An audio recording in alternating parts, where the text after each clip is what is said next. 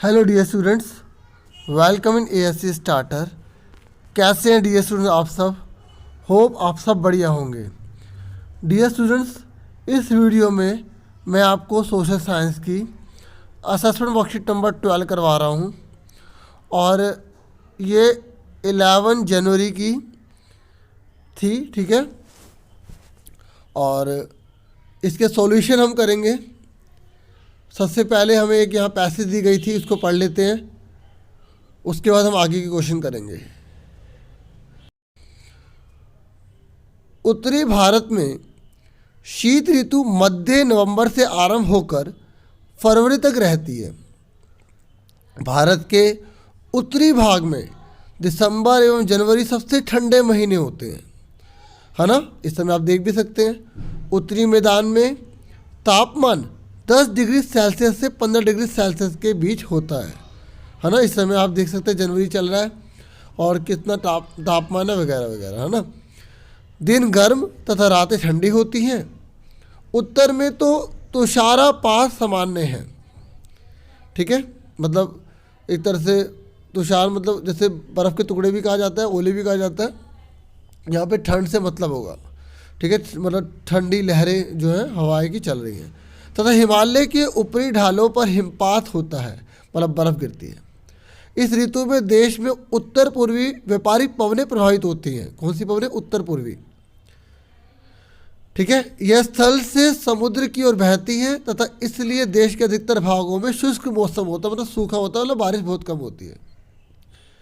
देश के उत्तरी भाग में एक कमज़ोर उच्च दाब का क्षेत्र बन जाता है जिसमें हल्की अपने इस क्षेत्र से बाहर की ओर प्रभावित होती है, ठीक है।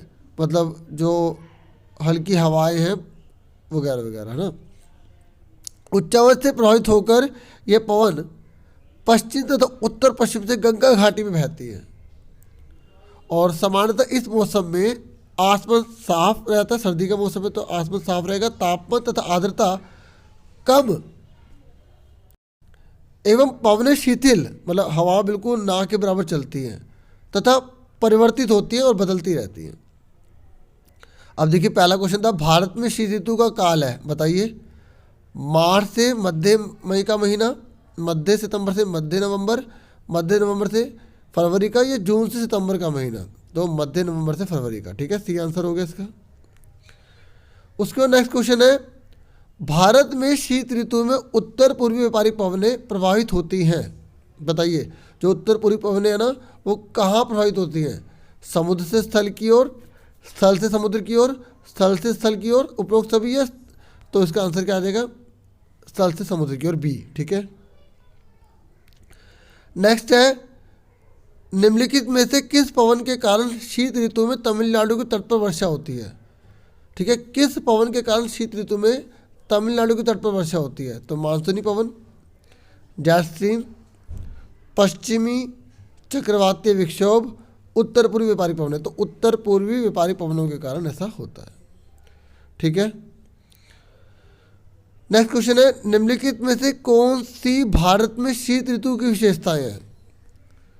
तापमान एवं आर्द्रता का कम होना, साफ आसमान, दक्षिण से उत्तर की ओर बढ़ते या बढ़ने पर तापमान घट जाता है, ये, या उपरोक्त सभी। तो सभी के सभी हैं इसके, ठीक है। डी आंसर हो गया। आप नीचे आंसर देख सकते हैं, लिखे हुए सारे, ठीक है। नेक्स्ट है, काल खोज क्या था? देखो, रूस में सामूहिक खेतों को काल खोज कहा जाता था, ठीक है। आपने चैप्टर पढ़ा होगा हिस्ट्री का। देखिए छठा है, रूसी क्रांति के किन्हीं दो वैश्विक प्रभावों को लिखना है। तो 1917 में जो रूस की सामने वाली जो क्रांति हुई थी उसके कुछ वैश्विक प्रभाव इस प्रकार है। पहला, वैश्विक स्तर पर सामने वालों का प्रचार और प्रसार बढ़ा और कई देशों में साम्यवादी सरकार स्थापित हुई, ठीक है। ये जो साम्यवादी लोग थे, रूस की साम्यवादी क्रांति के कारण विश्व के अन्य देशों में किसानों और मजदूरों का सम्मान बढ़ गया और रूसी क्रांति के बाद अंतर्राष्ट्रीय स्तर पर पूंजीपतियों तथा श्रमिकों में संघर्ष प्रारंभ हो गया, ठीक है। तो ये हो गया, ठीक है, हमारा छठा क्वेश्चन। अब सातवां देखते हैं, फैरेल का नियम क्या है, बताओ। पृथ्वी की घूर्णन गति के कारण एक आभासी बल उत्पन्न होता है। जिसे कोरियोलिस बल कहा जाता है। इस बल के कारण पवनें उत्तरी गोलार्ध में उत्तर से दाएं की ओर, दक्षिणी गोलार्ध में बाईं ओर विक्षेपित हो जाती है। इस नियम को फैरल नियम के नाम से भी जाना जाता है। ठीक है, पृथ्वी के घूर्णन की गति के कारण एक आभासी बल उत्पन्न होता है, जिसके कारण कोरियोलिस बल कहा जाता है। उस बल को, आभासी बल को कोरियोलिस बल कहते हैं। फिर इस बल के कारण पवनें उत्तरी गोलार्ध में उत्तर से दाएं की ओर और दक्षिण गोलार्ध में बाईं ओर विक्षेपित हो जाती हैं। इस नियम को फैरल नियम कहा जाता है। ठीक है, 8वां क्वेश्चन है। ठीक है, देखो इस वाले में जैसे 3 पॉइंट आप 2 पॉइंट भी लिख सकते थे। ठीक है, तो और तीनों लिखना, तीनों लिख देना। अब 8वां क्वेश्चन है, लेनिन की अप्रैल थीसिस का वर्णन कीजिए। महान बोल्शेविक नेता 3 अप्रैल 1917 में रूस वापस लौटे। उन्होंने 3 मांग की जिन्हें अप्रैल थीसिस के नाम से जाना जाता है। ठीक है, जो महान बोल्शेविक नेता थे ना, वो 3 अप्रैल 1917 में रूस में वापस लौटे थे। उन्होंने 3 मांगे रख दी थी। ठीक है, और वो कौन थे बोल्शेविक नेता? लेनिन। तो इन्होंने 3 मांगे रखी, उसी का नाम अप्रैल थीसिस रखा गया। पहला बोला गया युद्ध की समाप्ति, दूसरा सारी जमीन किसानों के हवाले और तीसरा बैंकों का राष्ट्रीयकरण, सब सरकार के हाथ में कर दिए जाएंगे बैंक। तो ये 8वां हो गया। उसके बाद 9वां देखो। 9वां है, प्रथम विश्व युद्ध में शामिल मुख्य देश कौन कौन से थे? तो प्रथम विश्व युद्ध में शामिल प्रमुख देशों को 2 गुटों में विभाजित किया गया, जो इस प्रकार से। पहला, मित्र शक्तियाँ, फ्रांस, ब्रिटेन, रूस, याद रखना। केंद्रीय शक्तियों में जर्मनी, ऑस्ट्रिया और तुर्की थे। ठीक है, सुन लिया। नेक्स्ट देखो 10वां क्वेश्चन, लास्ट क्वेश्चन है। और चैनल को सब्सक्राइब, वीडियो को लाइक, बेल आइकन को प्रेस जरूर कर देना। ठीक है, अगर अभी तक आपने नहीं किया तो।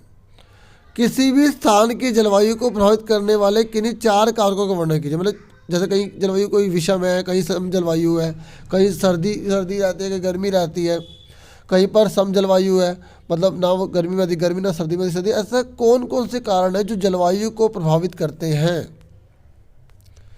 तो पहला है बच्चों, पहले सबसे पहले आप लिखोगे, किसी स्थान की जलवायु को प्रभावित करने वाले प्रमुख कारक निम्नलिखित हैं। पहला है अक्षांश। किसान की जलवायु को प्रभावित करने वाले प्रमुख कारक उसकी अक्षांशीय स्थिति भी होता है। जिस प्रकार से भूमध्य, ये छोड़िए, भूमध्य अक्षांश पर अधिक गर्मी होती है, उसी प्रकार से शीत कटिबंध में सर्वाधिक ठंड भी होती है। ठीक है, भूमध्य पर। ठीक है, भूमध्य अक्षांश पर, समझ में आ गई? ये हटा देना। नेक्स्ट देखिए, दूसरा उच्चावच लक्षण। तो ये आपको अक्षांश क्लियर हो गया। नेक्स्ट है उच्चावच, अक्षांश। ठीक है, उसके बाद उच्चावच। किसी क्षेत्र की जलवायु उसके उच्चावच के लक्षणों से भी प्रभावित होती है। उच्चावच मतलब जैसे वो ऊंचे इलाके में, पहाड़ी इलाके में, समुद्र के पास है, समुद्र से नीचे है, तो वो भी डिसाइड करती है वहाँ की जलवायु कैसी होगी। पहाड़ी क्षेत्रों की जलवायु अलग तथा समतल और मरुस्थलीय क्षेत्रों की जलवायु अलग होती है। ठीक है, आगे देखिए, महासागरीय धाराएं। किसी भी क्षेत्र की जलवायु महासागरीय धाराओं से भी प्रभावित होती है। मतलब जो समुद्र की जो धाराएं बहती है ना, वो जो क्षेत्र महासागरों से सर्वाधिक निकट होते हैं उनकी जलवायु अन्य क्षेत्रों से अलग होती है। ठीक है, नेक्स्ट है समुद्र से दूरी। समुद्र से दूरी किसी क्षेत्र की जलवायु को प्रभावित करने वाला एक महत्वपूर्ण कारक है। हम अक्सर देखते हैं कि जो क्षेत्र समुद्र के निकट होते हैं उनकी जलवायु लगभग समान होती है, मतलब सम जलवायु होती है। जैसे मुंबई देख लो, महाराष्ट्र देख लो, गोवा देख लो, है ना, तो ये समुद्र के निकट है, तो इनकी जलवायु लगभग एक जैसी, ना सर्दी में अधिक सर्दी पड़ती है, ना गर्मी में अधिक गर्मी पड़ती है। और लास्ट 5 पॉइंट है, देखो कोई 4 पॉइंट लिखने हैं आपको। ठीक है, और यहाँ 5वां पॉइंट आप 5 देख ले, कोई 4 लिख दे। 5 लिख लेंगे तो पेपर में 5 नंबर का आएगा, तो 5 नंबर पूरे, है ना। तो लास्ट है वायुदाब एवं पवन तंत्र। किसी भी क्षेत्र की जलवायु वहाँ पर उपस्थित वायुदाब एवं पवन तंत्र से भी सर्वाधिक प्रभावित होती है। वायुदाब और पवन तंत्र के कारण विश्व के विभिन्न क्षेत्रों में अलग अलग जलवायु पाई जाती है। मतलब अलग अलग प्रेशर होने की वजह से, हवा की वजह से भी अलग अलग जलवायु हो जाती है। ठीक है, मेन पॉइंट है रखना, अंदर तो आप एक लाइन पढ़ के अपना बना के लिख देना पेपर के टाइम पर। ठीक है, और क्योंकि ज़्यादा अंदर डीपली ऐसा नहीं है जो बहुत मुश्किल हो। ठीक है, ये लिखिए नहीं था, ये गलत हो गया, ठीक है। तो आपसे फिर मिलेंगे नेक्स्ट वीडियो में। Thank you for watching and listening carefully. Take care yourself dear students.